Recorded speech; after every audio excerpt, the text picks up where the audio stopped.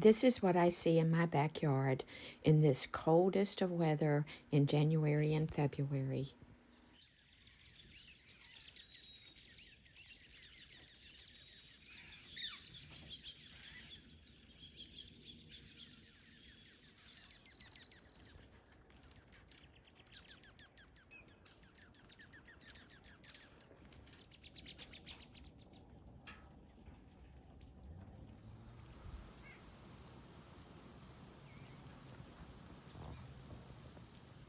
It's 7:22 in the morning. It's 5 degrees outside. The blue jays are making a ruckus.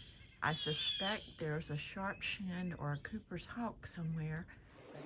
This is an adult Cooper's hawk that I spotted in the yard a couple of days ago. They come to my yard 4 to 5 times in a day, especially during this cold weather.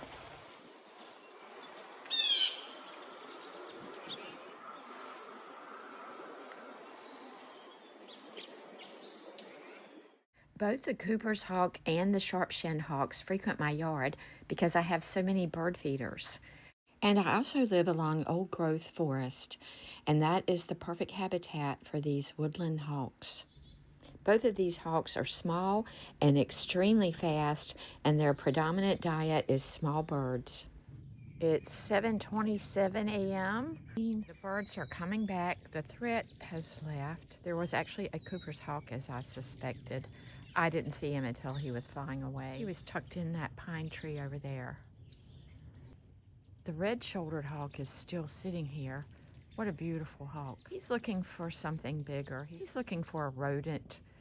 He could take a bird, but the real threat was the Cooper's hawk.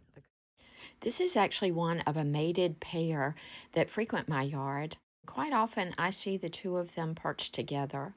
They are usually in the fields around the corner. So they are all coming back to feed. I make a homemade peanut butter suet that is preferred by the birds, and that's on the left. On the right is a store-bought suet cake. And you see they're waiting to get to that peanut butter suet. They will get on the store-bought suet, but they usually sit here and wait to get to the peanut butter suet. I've been making this peanut butter suet for well over 25 years.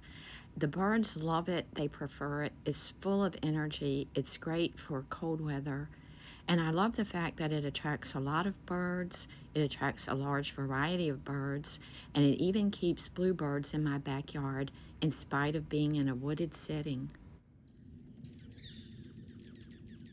I hear a flicker. A northern flicker's over in my side yard right now.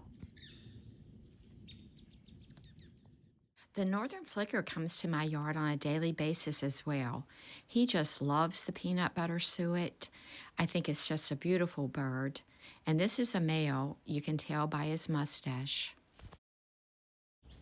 It's lunchtime and you can see the constant to and fro. Birds are everywhere. Cardinals, chickadees, goldfinches, snowbirds, house finches, a titmouse. So much activity under the feeders with the white-throated sparrows.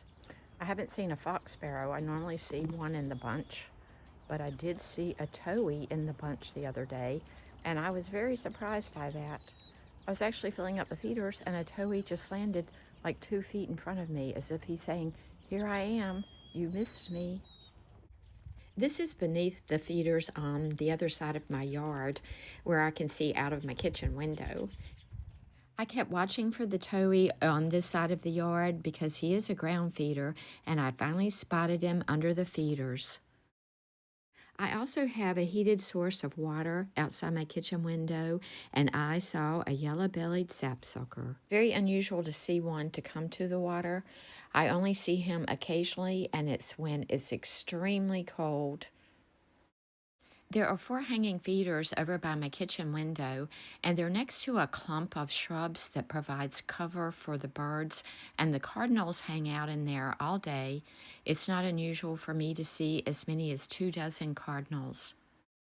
I think it's better to have several smaller feeders rather than one large feeder because you're providing more space for more birds. And the seed that falls to the ground is a welcome sight to the doves and the juncos, the white-throated sparrows, and the towhees. I hope you enjoyed this visit into my backyard and bird haven during the coldest part of winter.